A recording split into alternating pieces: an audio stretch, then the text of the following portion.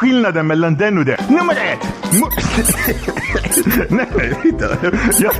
Jag lovar, det går fort. Det går fort, jag vet att det är en föreläsning. Men så är det. Om du dödar en av dem så måste du lyssna. Träffa pojken Mudu, träffa pojken Mudu, träffa pojken Mudu. Om det hade varit en vild hund, så, lyssna, och varit ute i naturen, så hade de sett ut så här i marken. Ja, så vad gör du? Det är inte, man kan inte plocka dem nerifrån. Du ska plocka dem från... Nej! Jag ska ha dem allihopa!